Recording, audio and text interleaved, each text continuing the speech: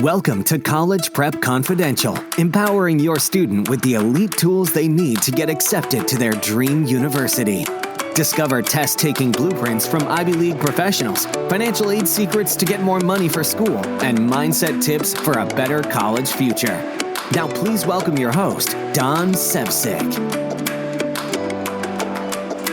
Oh yeah, episode 27, back in the saddle again.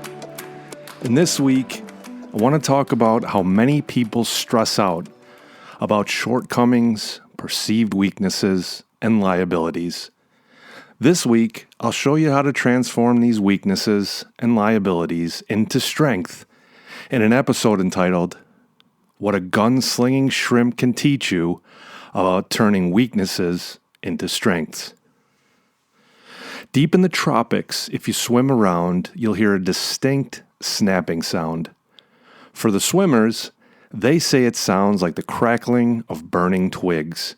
Except this sound is no fire. Instead, it's brought to you by a tiny little creature, 4 centimeters long, weighing just 25 grams. And this creature can teach you the key to turning your disadvantages into advantages, turning your liabilities into assets, and the lessons you'll learn will improve your test scores, reduce stress, and get you more financial aid. Now, most creatures with this tiny size are at a severe disadvantage in nature, but this little pint-sized creature is different. This little guy laughs at adversity. You see, while this little creature is small, it carries a quote-unquote gun. And it's all part of evolution, turning the small size into an advantage. You see, this tiny little crustacean has a superpower. On the end of its claw, you won't find pincers. In its place, you'll find a hammer-like extension called a dactyl. The dactyl has 2 muscles. One pulls it back from the edge of its claw, and one pulls it towards. This pulling creates tension, which gives this tiny little shrimp their superpower. When it's time, one side of the tension lets go, creating a firing mechanism, which spits out bubble bullets. The potential energy when this bubble bullet is fired causes a jet stream, which clocks in at over 100 kilometers an hour, or 62 miles per hour for my friends in the United States. The jet stream creates a low-pressure area, and within this low-pressure system, the little bubbles left behind start to expand rapidly in a process called cavitation. The big bubble is surrounded by regular pressure water, which compresses and makes the bubble implode. The implosion is what causes the popping sound the pistol shrimp are famous for. Now here's what's fascinating. When this bubble implodes, it creates a huge amount of energy. This energy produces temperatures of hotter than 4,000 degrees Celsius. For reference, the temperature of the sun is 5,500 degrees Celsius. Now the bubble that this pistol shrimp fires gets louder than a jet engine and louder than a bullet fired out of a gun.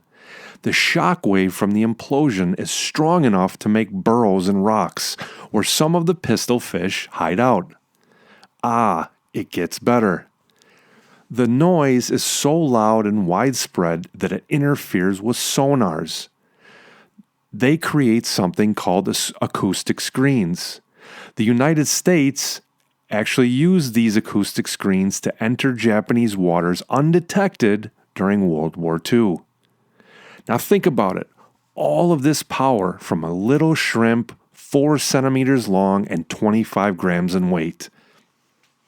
To provide a little context, a paperclip is 3 centimeters long, and 25 grams is about 4 quarters. 4 quarters in your pocket of weight. And this tiny little pistol shrimp can fire the bubble bullets and throw off sonar detection, all by turning a disadvantage into an advantage. And the same principle works with college prep. You see, college prep can seem overwhelming. Tests, grades, financial aid, campus visits, classes, careers. Look, it's a lot of work. And you may feel like it's just too much, or you aren't good enough. Well, just like the pistol shrimp, you can turn whatever disadvantage you think you have into an advantage. And I heard a great story the other day which paints a picture of turning a disadvantage into an advantage. Once upon a time in a village in China, there was a young boy who wanted to learn wrestling. He searched far and wide for a good master who could train him to be the best. In an unfortunate accident, the boy lost his right arm. Yet the boy was determined. He had infinite faith in his master, who'd been teaching the boy for about 6 months. The boy's master thought of various moves he could teach to a boy with only one hand. He finally decided on one move. So the master taught the boy the same move every day for a year. The boy was curious as to why his master was not teaching him any other moves. The master was patient and replied, "Son, it is practice that makes a man great, and it is practice that makes a man perfect. It is the duration of practice that determines your ability to succeed." The boy, however, was still not convinced, but he didn't ask his master the question again. Years later, the boy signed up for a wrestling competition. While he waited on the sidelines, he saw other people practice other moves before their matches. When he saw these other wrestlers practice their special moves, it upset the boy. When his match came, he practiced the one and only move he'd learned in the past couple of years. The boy fought the match with courage, and to his surprise, he won the match with just one move. Shortly thereafter, the boy won all the other matches of the tournament. After his victory, the boy pulled his master aside and asked him, "Why did he win? How did I do it?" And the master said, "When I saw you with only one arm, I was confused and doubtful of whether you could still continue with wrestling.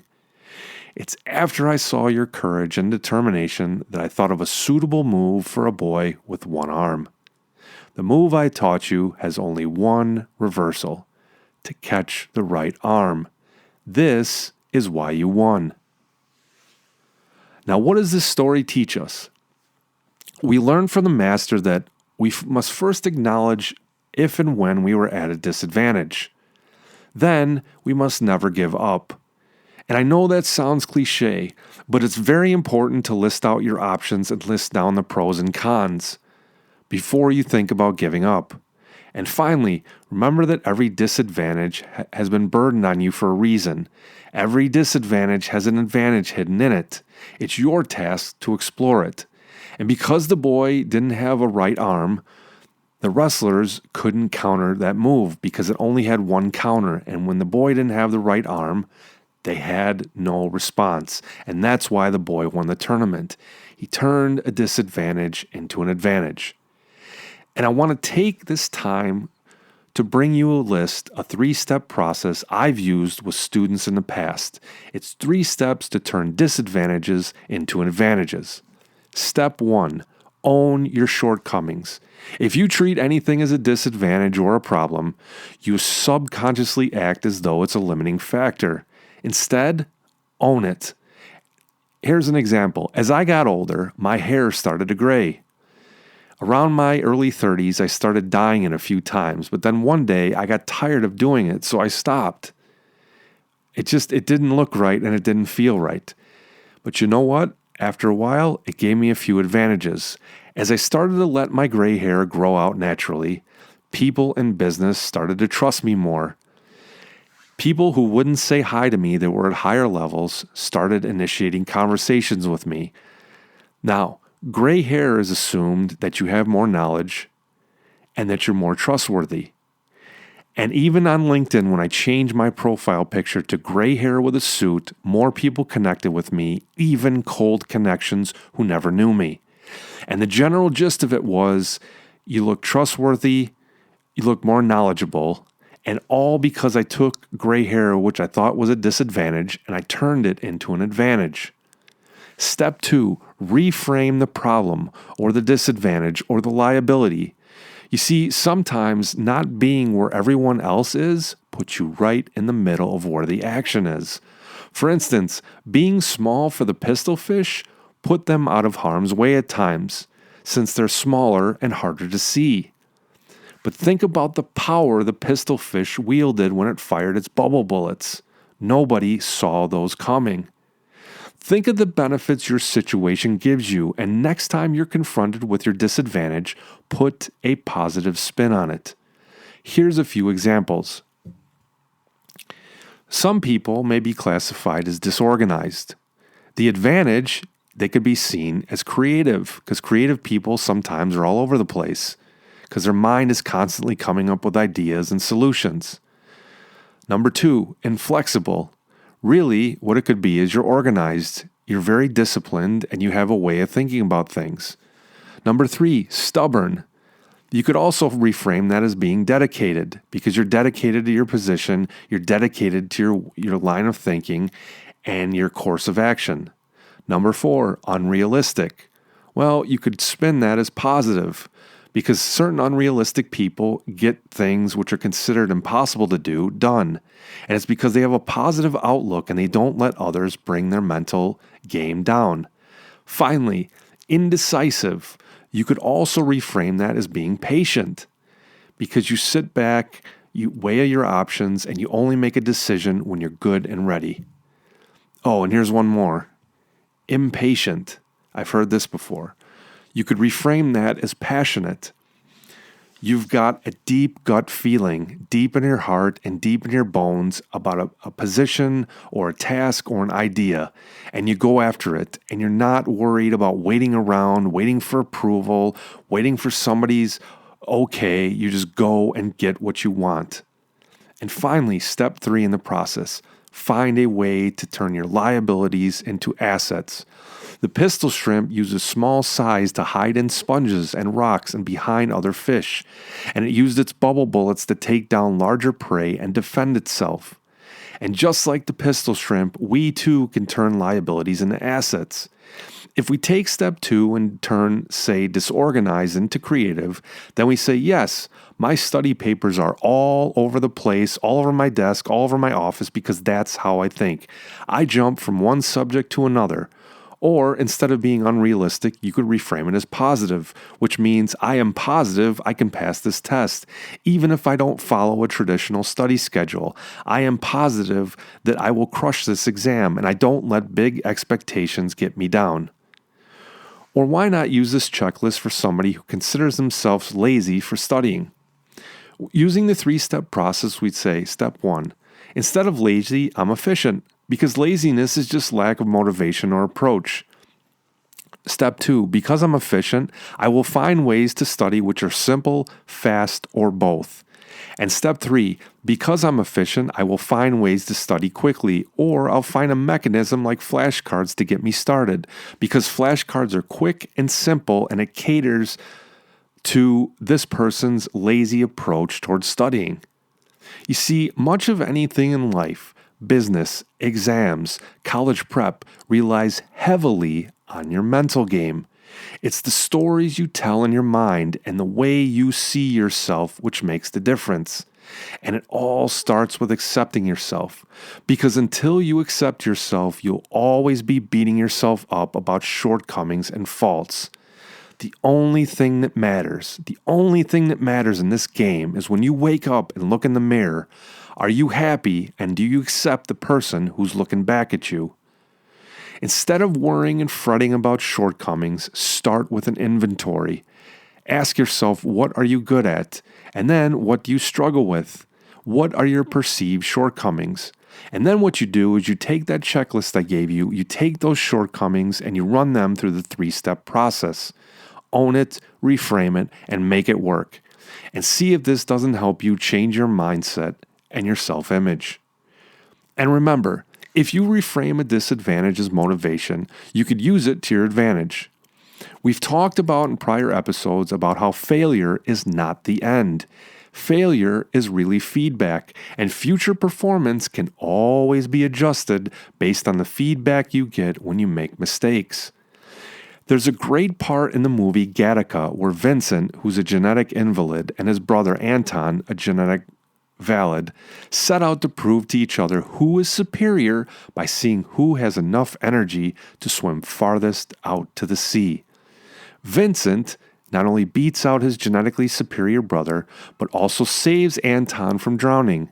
When Anton asks him how he did it, Vincent replies, "I never saved anything for the swim back." There's another method for turning your weaknesses into strengths, by the way: getting an expert coach or advisor. They help you see the things in you which you can't always see, and many times they could figure out how to remedy your weakness or turn it into a strength. Whether it's exams, financial aid, or general college prep help, we have resources to help you out, to help you find your advantages and turn disadvantages into advantages. And if you're interested, check out cpcshow.com to learn more. One more time, that's cpcshow.com. Thank you for listening, and I will see you next week. That's all for this episode of College Prep Confidential. To discover how to give your student a better future by increasing financial aid, improving test scores, and reducing stress, visit our website at cpcshow.com. That's cpcshow.com.